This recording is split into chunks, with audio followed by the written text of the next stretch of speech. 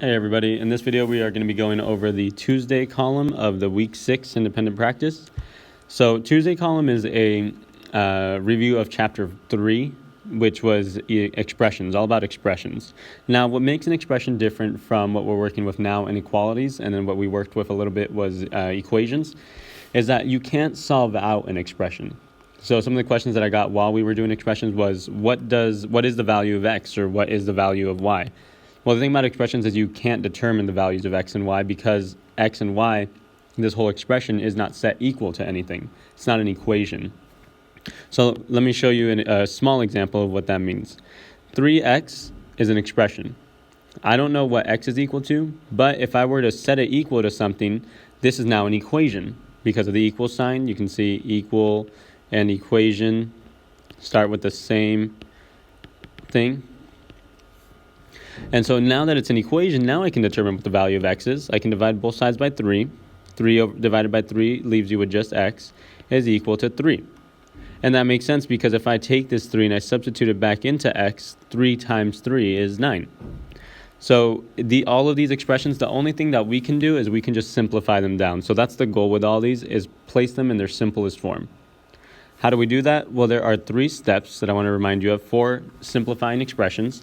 First step is going to be to do a keep, change, change. And you don't have to do necessarily a keep, change on all the problems.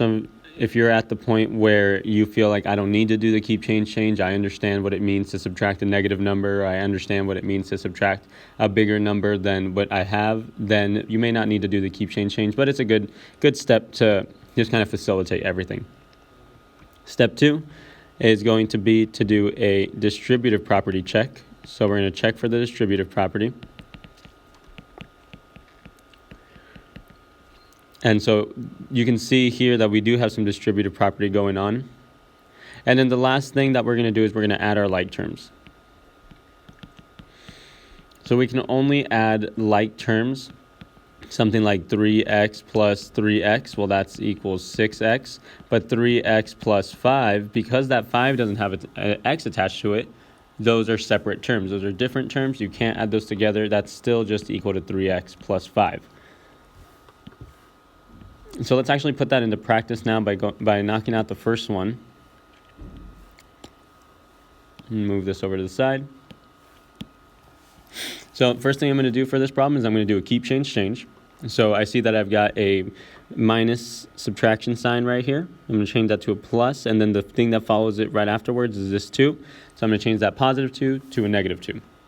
Aside from that, I don't have any other subtraction signs, so then now I'm going to move on to my next step, which is to check for distributive property. The distributive property, just as a reminder, is when you take a number outside of a set of parentheses and you distribute it, or you share it, to the numbers inside the set of parentheses. So for this first expression, I would take that 2 and I would multiply it out by 3x. 2 times 3x is going to be 6x, because 2 times 3 is 6, and then 6 times x is just 6x. Just as a reminder, this is 6 times x, but we don't show the multiplication symbol in the middle. I'm going to do the same thing for 2 and 8y. 2 times 8y is going to be 16y. And then I'm going to bring this addition sign down, plus negative 2 times negative 5 is a positive 10, times x is just 10x, plus negative 2 times positive 8 is a negative 16, and then times y is going to be negative 16y. I'll go ahead and continue finishing it up by adding together my like terms. So that means that I'm going to add my x's together, my x values, and then I'm also going to separately add my y values together. Now 6x plus 10x, that is just 6x's plus 10x's gives me 16x's. And then 16y plus negative 16y, that's going to give me 0. Because a positive 16 plus a negative 16, because they're opposites, cancel out. So my first answer becomes 16x.